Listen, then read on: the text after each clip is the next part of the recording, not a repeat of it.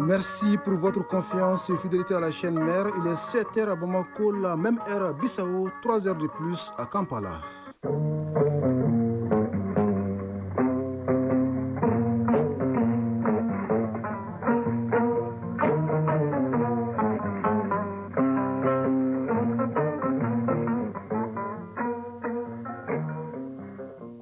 Le journal Bourama Traoré. Mesdames et messieurs, bonjour et bienvenue dans cette édition, la première de Mali Actualité et les titres.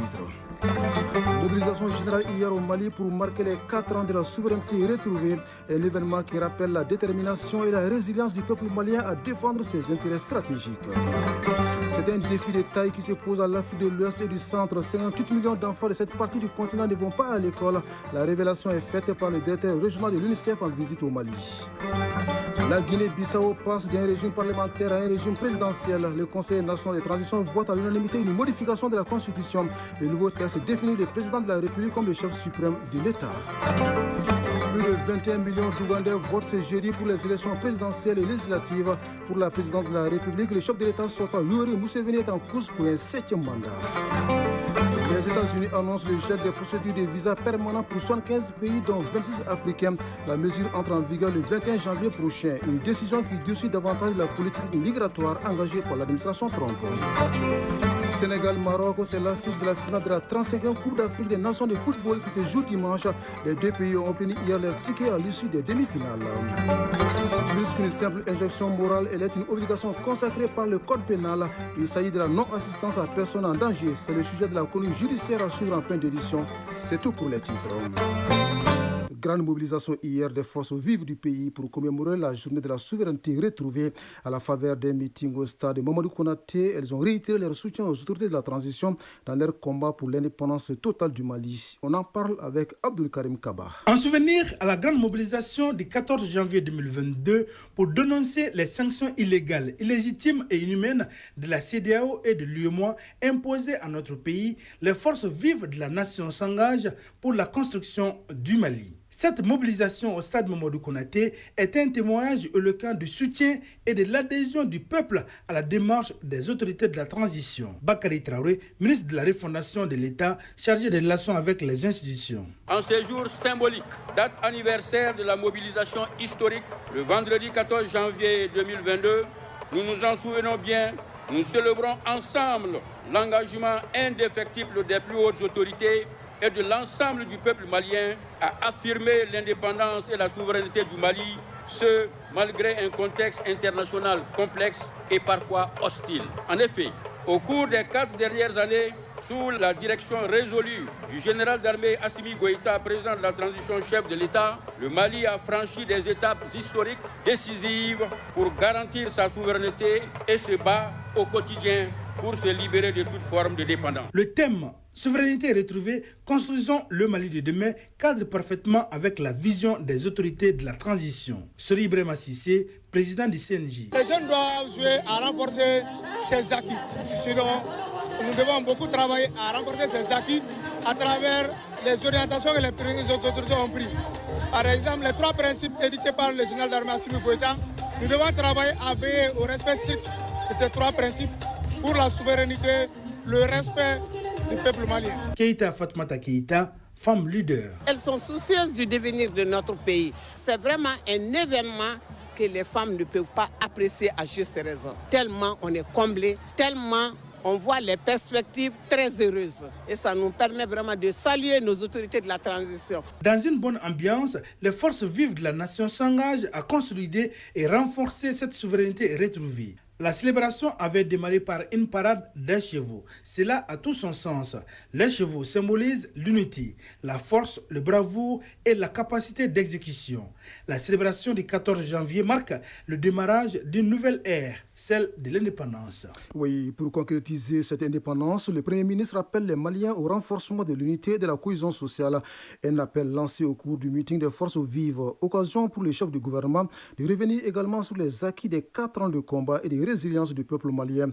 Les grandes lignes de son adresse avec Mamari Kone.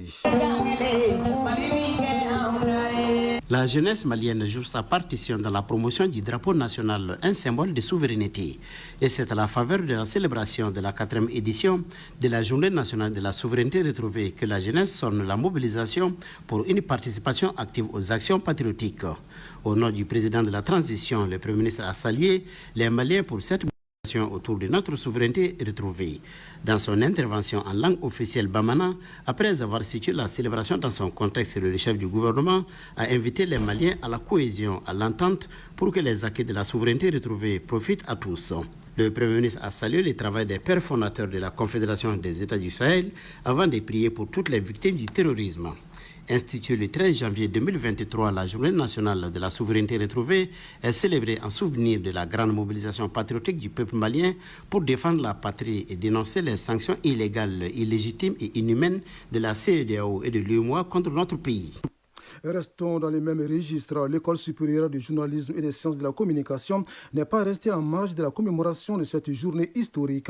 Elle a engagé la réflexion autour du thème « La communication, socle de la souveraineté », un espace qui permet d'édifier la jeunesse, fer de lance d'une nation, afin qu'elle adhère au combat commun pour un Mali plus libre et indépendant. Le compte rendu est signé Youssouf Diakité. La communication comme socle de souveraineté, c'est la thématique débattue à la faveur de la célébration de la Journée nationale de la souveraineté.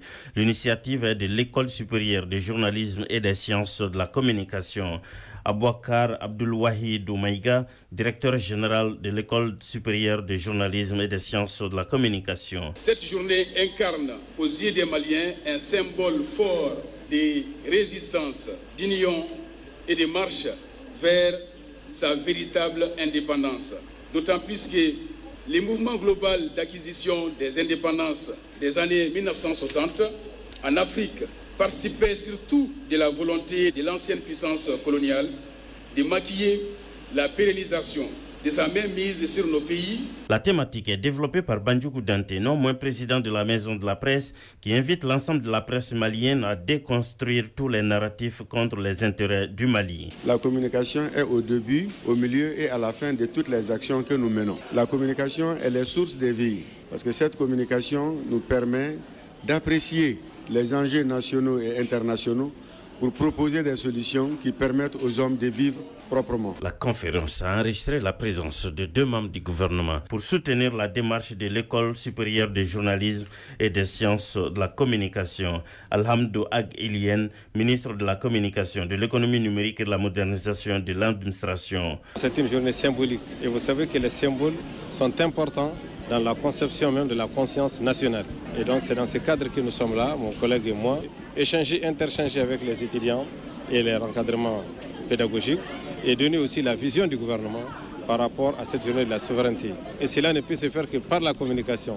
Donc nous invitons ces jeunes qui sont les futurs communicants du pays à prendre à bras le corps cette politique et vision de souveraineté parce que c'est par eux que le peuple sera informé. Professeur Bouraïma Kansai, ministre de l'Enseignement supérieur et de la Recherche scientifique. Il est fondamental pour la jeunesse d'être bien formée, d'être mobilisée pour protéger cette souveraineté. La souveraineté n'est pas un mot vague, ce n'est pas un mot creux, elle est concrète. Elle touche à notre sécurité. Nous voulons être souverains chez nous, faire des choix, sécuriser nos biens, sécuriser la population. Ça ne peut se faire que si nous avons des forces de sécurité, des forces de défense qui sont bien équipées, bien formées, capables d'occuper l'ensemble de nos territoires. La conférence qui s'adresse directement aux étudiants en journalisme et en communication les prépare à mieux cerner les différentes articulations du traitement de l'information en faveur ou contre le pays. Comment amplifier les progrès réalisés en matière de promotion et de protection des droits des enfants au Mali? Une question à laquelle tente d'apporter une réponse le directeur régional de l'UNICEF pour l'Afrique de l'Ouest et du Centre en visite à Bamako. Gilles Fagnono est venu s'enquérir de l'état de mise en œuvre des différents programmes de l'organisation onusienne. Par la même occasion, échanger avec les autorités maliennes sur les défis du moment. À l'en croire, 58 millions d'enfants en Afrique de l'Ouest et du Centre ne vont pas à l'école. Je vous propose de l'écouter au micro de Mariam Kone. C'est au Mali, sur la terre malienne, que pour la première fois, on a vu la charte du Mandin qui esquissait déjà les différentes composantes de ce qui va devenir plus tard la Déclaration universelle des droits de l'homme et de la Convention aussi des droits de l'enfant. Donc venir au Mali, c'est toujours une inspiration pour moi. Évidemment, cette fois-ci, le Mali travaille sur le nouveau programme de coopération gouvernement du Mali, UNICEF.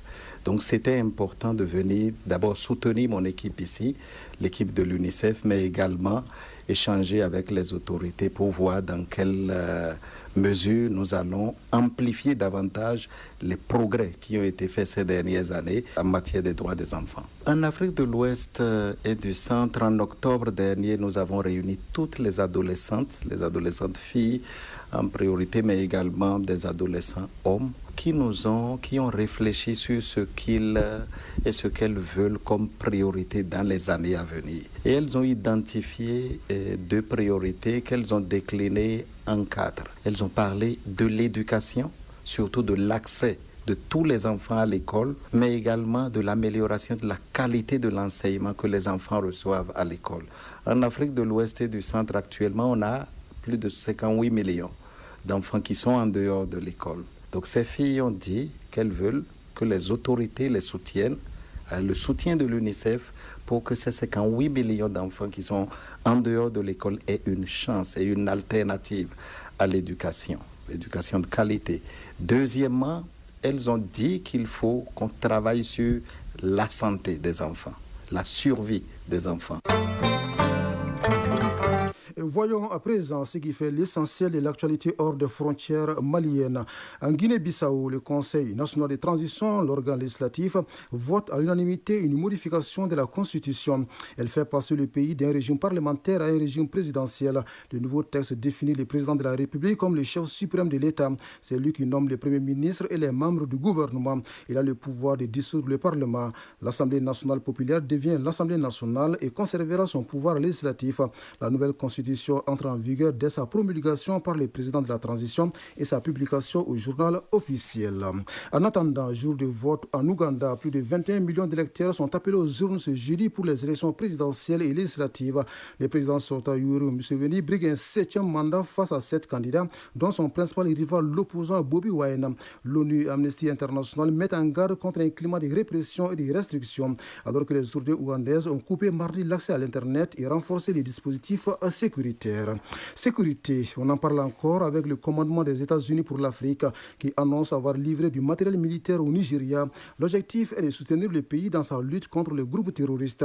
Cette livraison d'armes est perçue comme le signe d'un renforcement de la coopération en matière de sécurité entre Abuja et Washington. Washington qui a annoncé hier le gel des procédures de visa permanents pour 75 pays, dont 26 africains. Ces visas concernent les personnes souhaitant s'installer durablement aux États-Unis. La mesure entre en vigueur le 21 janvier prochain. Elle ne s'applique pas aux visas temporaires de tourisme ou d'affaires. Une décision qui durcit davantage la politique migratoire engagée par le président Donald Trump depuis son retour à la Maison-Blanche. Les États-Unis prennent cette décision au moment où le pape Léon XIV envisage de se rendre en Afrique, notamment en Algérie cette année dans le cadre d'un voyage sur le continent. L'annonce a été faite mardi par un représentant du Vatican à Luanda, la capitale angolaise. Il s'agira du premier voyage d'un pape en Afrique depuis celui du pape François, qui s'était rendu en République démocratique du Congo et au Soudan du Sud au début de 2023. Lui, il choisit plutôt les Émirats arabes unis pour son premier déplacement officiel depuis sa prise de pouvoir en octobre 2025. Il s'agit du président de la refondation de Madagascar. Le colonel Michael Randrianirina a participé à la semaine du développement qui s'est achevée hier. Un déplacement placé sous le signe de l'énergie et de la recherche d'investissement pour les pays selon des sources officielles. Pendant ce temps, en Iran, le pouvoir assure avoir le contrôle total de la situation et dit également se tenir prêt à répondre à toute attaque américaine ou israélienne. Par précaution, Washington a décidé de retirer une partie du personnel de sa base militaire au Qatar. Pendant ce temps, un rassemblement a eu lieu hier à Téhéran pour les funérailles de plus de 100 membres des forces de sécurité et autres martyrs tués lors des manifestations.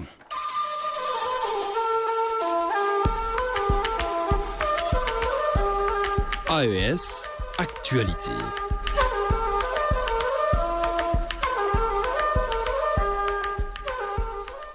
Dans l'actu de l'AES, les populations de Dori au Burkina Faso s'approprient davantage les initiatives présidentielles. L'exercice vise à mieux expliquer les actions engagées par le chef de l'État, avec comme finalité renforcer l'adhésion des communautés locales aux dynamiques en cours.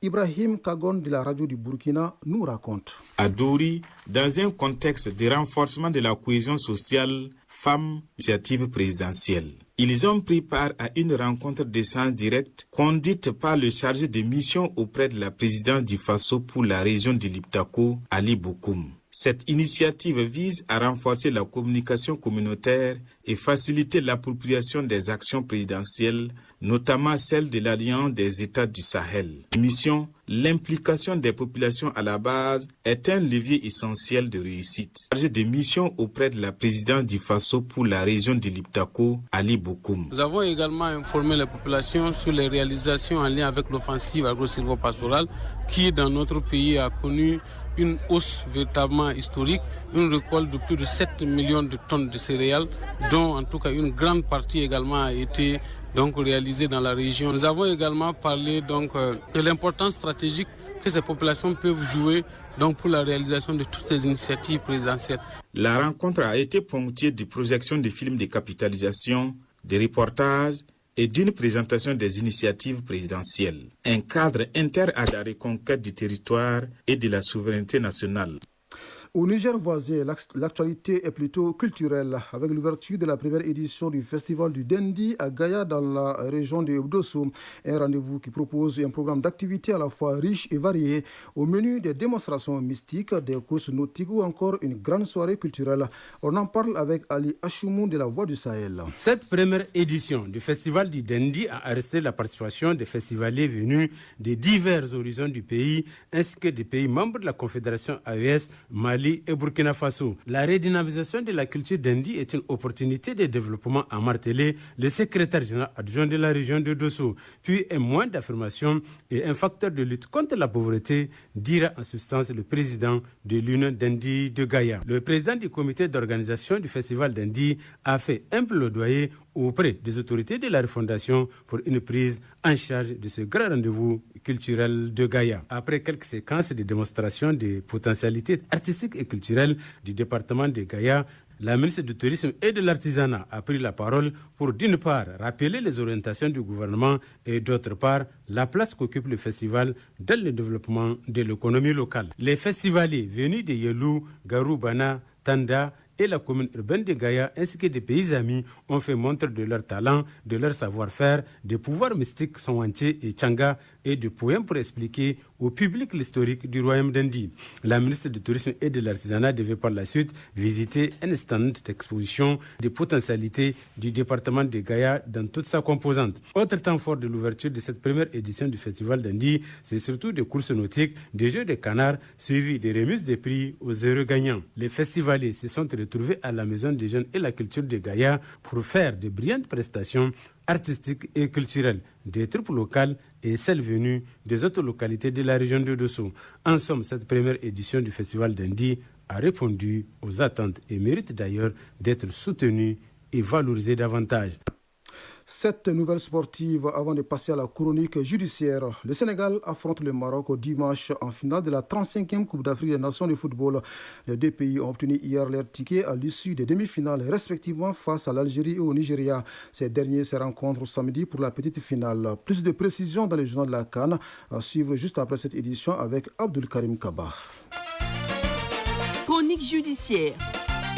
Dans le viseur de la chronique judiciaire de ce jeudi, la non-assistance à personne en danger, autrement dit, s'abstenir d'agir lorsque l'on pouvait porter assistance sans risque pour soi ou pour autrui. Plus qu'une simple injonction morale, elle est une obligation consacrée par le Code pénal. Pour vous aider à mieux comprendre cette obligation juridique, Garibou Pérou a rencontré un spécialiste. Explication. Il y a des infractions qui ne laissent ni trace visible ni plainte immédiate, mais qui interrogent profondément notre rapport à l'autre. La non-assistance à personne en danger appartient à cette catégorie d'infractions. Pourquoi l'assistance est érigée par les dispositions nationales en obligation? Professeur Ségou Fako Sissouma, docteur d'État en droit privé, maître de conférence à l'université Kouroukan-Fouga de Bamako. Dans la société, les gens n'ont pas les mêmes forces, les mêmes intelligences. Et donc, Des gens peuvent aller se retrouver dans des situations voulues, non voulues, qui peuvent être source de fatalité pour eux. Ce qu'on a déjà relevé dans la jurisprudence, la femme qui a un mari et un amant à la fois. Et elle savait très bien que son mari et son amant allaient en découdre et que c'est sûr que l'un d'entre eux allait en être grièvement blessé ou allait avoir la mort. Elle avait la faculté d'intervenir personnellement, elle ne l'a pas fait. Il y a 2 coépouses qui se retrouvent à l'étage. Il y a l'une qui est montée après l'autre et elle a réussi à faire descendre l'autre, qui est tombée sur une voiture en bas, qui s'est blessée. Dans une famille aussi, une coépouse voit l'enfant de l'autre là marcher droit vers le puits ou bien vers la fosse septique, elle ne fait rien. Et l'enfant tombe dans le puits ou bien l'enfant tombe dans la fosse. Aussi, il y a le médecin qu'on appelle pour venir ausculter un malade. Il y a une urgence, il ne vient pas. Le droit veut qu'il y ait le bon vivre en société, la convivialité en société, que la sécurité règne entre les différents membres. C'est pourquoi il oblige toute personne à secourir toute autre personne qui se trouverait dans une situation difficile, menaçant notamment son intégrité physique, son intégrité, on allait dire même morale, ou bien carrément sa vie. Loin de glorifier l'héroïsme ou d'exiger la témérité, la loi trace une ligne claire. Il ne s'agit pas de devenir un sauveur, encore moins un martyr, mais de ne pas détourner les regards lorsque l'aide est possible. En droit, on veut bien que vous sauvez les autres, mais on ne veut pas que vous vous exposez non plus. Parce que le droit ne veut pas faire des téméraires. Or, les prétoires d'aujourd'hui voient souvent des scènes bouleversantes, celles des témoins immobiles. Téléphone en main, ils filment la détresse plutôt que de la soulager. Cette passivité numérique pose une question fondamentale. Peut-on être témoin de la souffrance d'autrui sans en devenir complice? Aller jusqu'à filmer, poster simplement et croire qu'on a fait son devoir, vous êtes poursuivable, quelle que soit la situation.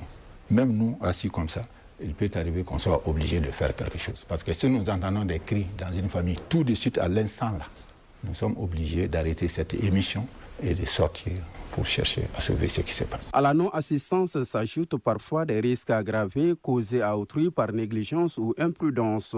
Ne pas intervenir, c'est parfois laisser les dangers atteindre d'autres victimes. Les risques causés à autrui, à ce niveau-là, on peut citer une personne qui circule à vive allure avec sa voiture aux abords d'un marché, sachant très bien que la personne peut causer des cas d'accident graves, blessant ou donnant la mort à autrui.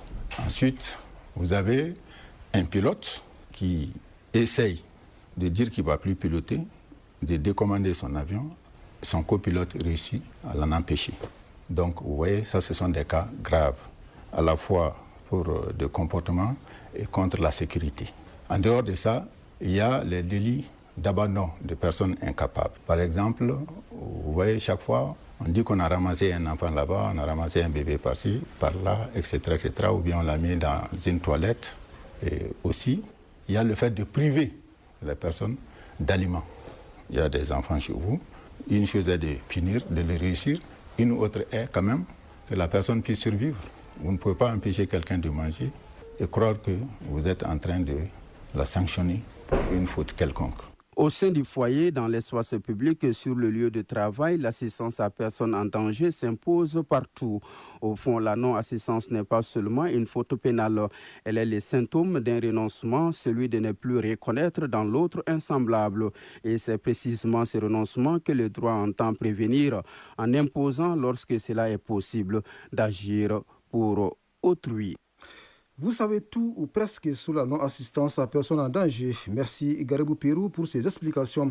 Ainsi s'achève cette première tranche d'information qui vous a été servie par Alou Koulibaly à la mise en onde, à la mise en ligne Badji Touré et au micro Bourama Traoré.